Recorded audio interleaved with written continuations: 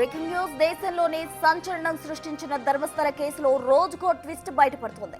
ధర్మస్థలలో తాను 100కు పైగా యువతులు మహిళల మృతదేహాలు ఖననం చేశామని చెప్పిన పారిశుద్ధ్య కార్మికుడు అతను చూపించిన 9-10 పాయింట్లలో నిన్న సాయంత్రం వరకు తవ్వకాలు జరిపారు. 9వ పాయింట్లో తాను 7 మృతదేహాలు పూడ్చాయని చెప్పాడు.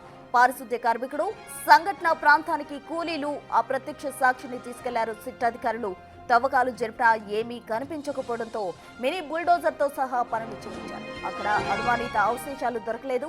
వెంటనే 10వ పాయింట్కి తీసుకెళ్లి తవ్వకాలు జరిపారు. అక్కడ కూడా ఎటువంటి ఆనవాళ్లు లభించలేదు. 9-10 పాయింట్స్ లో ఎముకలు మృతదేహాలకు సంబంధించిన ఆనవాళ్లు ఏమీ దొరకపోవడంతో పారిశుద్ధ్య కార్మికుడిపై ప్రశ్నలు సంధించారు సిట్ అధికారులు. తవ్వకాలు జరిపేటప్పుడు ఎవరు రికార్డ్ చేయకుండా పరదాలను కూడా కట్టారు.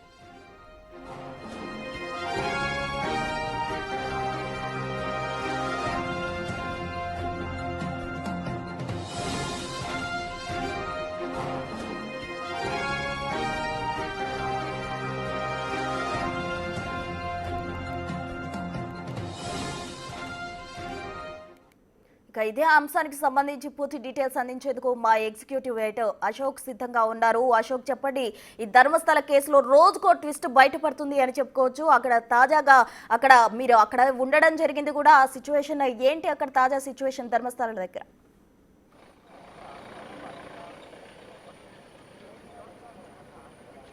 ఎస్, నిన్నైతే భారీ వర్షంలో కూడా 9వ నంబర్ 10వ నంబర్ లొకేషన్స్లో తవ్వకాలు జరిపారు. పెద్దగా ఆనవాళ్ళు ఏమీ దొరకలేదు. అంటే అతను విజిల్ బ్లోయర్ చెప్తున్నట్టుగా నిజంగా 100 మందిని చంపి పూడ్చిపెట్టిన ఆనవాళ్ళు అయితే ఏమీ దొరకలేదు. సో ఇప్పుడు 13వ నంబరు లొకేషన్ అనేది చాలా కీలకం అవుతుంది. ఇక్కడ పోలీస్ సెక్యూరిటీతో ఉంది ఆ లొకేషన్ అంతా కూడా. సో దాని చుట్టూ కూడా మార్కింగ్ చేసి పెట్టారు. మీరు అది కూడా గమనించవచ్చు. ఎవరిని కూడా వెళ్ళనీయకుండా సో ఒక రిస్ట్రిక్టెడ్ ఏరియా కింద ఇది. ఎందుకంటే విజిల్ బ్లోయర్ చెప్పాడు, ఇదే చోట మేమందరం కూడా పూడ్చిపెట్టాము. సో ఇక్కడే అమ్మాయిల డెడ్ బాడీస్ అన్నింటిని కూడా నా సమక్షంలోనే నా సహకారంతోనే పూడ్చిపెట్టారని విజిల్ బ్లోయర్ ఎప్పుడైతే చెప్పాడో దాన్ని బేస్ చేసుకుని ఈ లొకేషన్ అన్నిటి కూడా ఐడెంటిఫై చేశారు. ఇది లాస్ట్ లొకేషన్. అతను మొత్తం 13 లొకేషన్స్లో డెడ్ బాడీస్ని పూడ్చిపెట్టామని చెప్పిన నేపథ్యంలో ఇది 13వ లొకేషన్. సో ఇది చాలా కీలకం అవుతుంది. ఎందుకంటే 9-10 నంబర్ లొకేషన్స్లో కూడా పెద్దగా ఏమీ దొరకలేదు. 11-12 లొకేషన్స్లో కూడా ఉండే అవకాశం లేదు అనేది పోలీసులు భావిస్తూ ఉన్నారు. ఎందుకంటే కనీసం ఒకే చోట ఉన్నాయి ఆ 4 లొకేషన్స్ కూడా. నిన్నంతా కూడా తవ్వకాలు జరిపింది కూడా అక్కడే 9వ నంబర్ లొకేషన్ ఏదైతే ఉందో దాని పక్కనే 10, 11, 12 కొన్ని అడుగుల గ్యాప్లోనే ఆ లొకేషన్స్ అన్నీ కూడా ఉన్నాయి. అవన్నీ కూడా అక్కడ ఏమీ ఆనవాళ్ళు అనేది దొరకని నేపథ్యంలో ఈ 13వ నంబర్ లొకేషన్ అనేది అత్యంత కీలకం అవుతుంది. ఒకవేళ ఇక్కడ కూడా ఏమీ దొరకకపోతే, ఒకవేళ విజిల్ బ్లోయర్ చెప్పిందంతా కూడా అబద్ధమే అనేది, అతను ఏమాత్రం బేస్లెస్ అలిగేషన్స్ చేశాడు అనేది కొంత ప్రూవ్ అయ్యే అవకాశం ఉంటుంది. అతను కూడా ఆరోపణలు ఎదుర్కొనే అవకాశం ఉంటుంది. అందుకని ఈ ఎంటైర్ 13వ నంబర్ అనేది అత్యంత కీలకం కాబోతుంది. ఇక్కడ పోలీస్ సెక్యూరిటీని ఏ విధంగా మోహరించారో కూడా మీరు ఒకసారి దృశ్యాల్లో చూడొచ్చు. ఎంటైర్ ఆ 13వ నంబర్ లొకేషన్ చుట్టూ ఏ విధంగా మార్కింగ్ చేశారో కూడా మీరు ఎదురుగా దృశ్యాల్లో చూడొచ్చు. ఎందుకు దీనికి ఇంత ఇంపార్టెన్స్ వచ్చింది అంటే, మొదటి లొకేషన్స్లో ఎక్కడా కూడా ఆనవాళ్ళు అనేది లోపించలేదు. కేవలం 6వ నంబర్ లొకేషన్లో మాత్రమే ఒక పురుషుడికి సంబంధించిన ఒక పుర్రే ఎముకలు మాత్రమే దొరికాయి తప్ప మిగిలిన అనేది ఏమీ కూడా దొరకలేదు. సరే, ఇప్పుడు ఈ లొకేషన్కి ఎందుకు ఇంత ప్రాధాన్యత వచ్చింది అంటే, సో వాటన్నిటిలో ఏది దొరకలేదు కాబట్టి ఇక్కడైనా ఏమైనా ఉండొచ్చా, అతను చెప్పిన దాంట్లో ఏమైనా వాస్తవం ఉండొచ్చా, ఇప్పుడు ఇన్ని లొకేషన్స్లో ఏమీ దొరకంది ఈ ఒక్క లొకేషన్లో అసలు ఏమైనా దొరుకుతుందా లేదా అనేది ఇతను ఈ రకమైన అలిగేషన్ ఎందుకు చేయాల్సి వచ్చింది, ఇంత సంచలనం ఇంతనికి ఎందుకు తెరదీయాల్సి వచ్చింది. సో నేనే 100 మందిని పూడ్చిపెట్టానని చెప్పిన వ్యక్తి ఈ 10 ఏళ్లలో, అతను అప్స్కాండ్ అయిన ఈ 10 ఏళ్లలో ఈ డెడ్ బాడీస్ అన్నీ ఏమైపోయి ఉంటాయి, ఒకవేళ నిజంగా పూడ్చిపెట్టుంటే ఏమైపోయి ఉంటాయి అనేది. ఇక రెండో అనుమానం ఏంటంటే, ఈ లొకేషన్ సరిగ్గా నేత్రావతి నది స్నానఘాట్ ఏదైతే ఉందో, స్నానఘాట్ అంటే ధర్మస్థల పవిత్ర పుణ్యక్షేత్రానికి వచ్చే భక్తులంతా కూడా స్నానాలు చేసే నేత్రావతి నది స్నానఘాట్. ఇక్కడ నిత్యం కొన్ని వేల మంది భక్తులంతా కూడా స్నానాలు చేస్తూ ఉంటారు. ఎప్పుడూ జనాలతో కిటకిటలాడిపోతూ ఉంటుంది. పార్కింగ్ ఏరియా చూడొచ్చు. ఇక్కడికి వచ్చే భక్తులు ఇప్పుడు కూడా భక్తుల మూమెంట్ అంతా కూడా మీరు దృశ్యాల్లో చూడొచ్చు. అలాంటి లొకేషన్లో ఇక్కడికి తీసుకొచ్చి అమ్మాయిల డెడ్ బాడీలు పూడ్చిపెట్టే అవకాశం ఉంటుందా అనేది ఇంకొక డౌట్. ఇప్పుడైనా అప్పుడైనా స్నానం ఘాట్ అలాగే ఉంది. అప్పట్లో అతను చెప్తున్న ప్రకారం 2014కు ముందు కూడా ఈ స్నాన ఘాట్ అలాగే ఉంది. ఈ భక్తుల హడావిడి కూడా అలాగే ఉంది. ఈ రోడ్డు కూడా అలాగే ఉంది. మీరు ఈ లొకేషన్ అంటే 13వ నంబర్ లొకేషన్ అతను చెప్పిన దాని ప్రకారం ఇక్కడ మార్కింగ్ చేసిన దీని పక్కన ఉన్న రోడ్డును కూడా మీరు దృశ్యాల్లో చూడొచ్చు. ఇదే రోడ్డు అప్పుడు కూడా ఉంది. సో ఇప్పుడు కొత్తగా బిల్డ్ అయింది కూడా కాదు. స్నానాలు ఘాట్ అప్పుడు ఉంది, ఇప్పుడు కొత్తగా బిల్డ్ అయింది కూడా కాదు. ఈ భక్తులు కొత్త వాళ్ళు కాదు.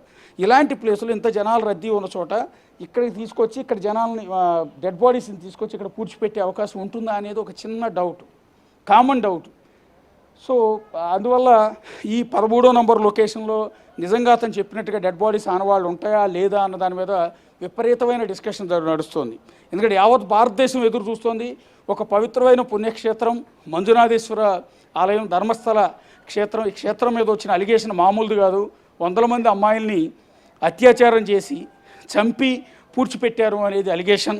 ఒకవేళ నిజంగా దాన్ని మాయం చేయాలి అనుకుంటే, ఆనవాళ్ళు లేకుండా చేయాలి అనుకుంటే అది అడవిలో చేస్తారు. కానీ ఇలా రోడ్డు పక్కన జనసందడి హడావిడి ఎక్కువగా ఉన్న చోట ఇలా చేసే అవకాశం ఉంటుందా?